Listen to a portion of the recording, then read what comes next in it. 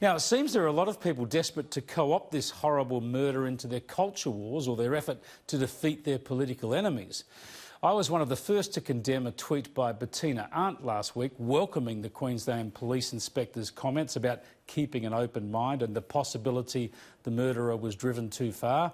Arndt's explanation was that she was highlighting that we didn't hear enough condemnation when women murdered their children, and there have been some shocking examples of that in recent years. But Arndt was still wrong. It's one thing to demand more outrage at female murderers, fine, I agree, but it's quite another to say things that can be interpreted as finding excuses for murders by men. But there is a pile-on now from many, including Liberal MPs, to strip Arndt of her Australia Day honours and recognition. This is just another nasty pile-on. No one seriously suggests anyone would diminish this crime. This is about improving debate and awareness and ensuring victims are placed first, second and third. So with this witch hunt in play now, I was struck by these headlines that gave the clear impression today that Pauline Hanson had been dismissive of this atrocity by saying these things happen. Again, this sparked a Twitter pile-on. Lisa Wilkinson from Channel 10 said Hanson should be denied a platform, and her husband Peter Fitzsimons from the Sydney Morning Herald also suggested Hanson had been dismissive.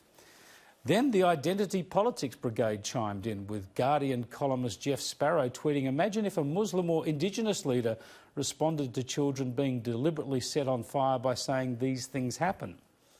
How could anyone dismiss a crime as horrible as this? Could Hanson really have said these things happen? Well, it turns out those three words were quoted accurately. But take a look at what she actually said.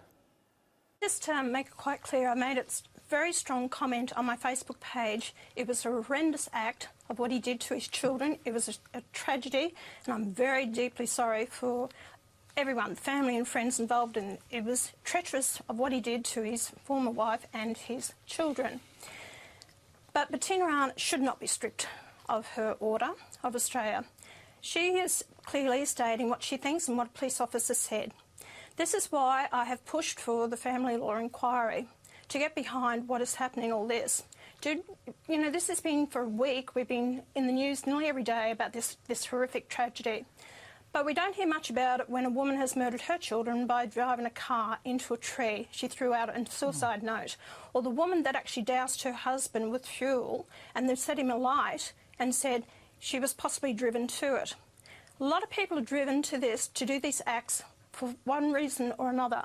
Hopefully the family law inquiry will get to the bottom of it, but don't bastardise all men out there, all women for that matter, because these things happen. Let's get to the bottom of it, why it is happening, and hopefully find the answers so it never happens again.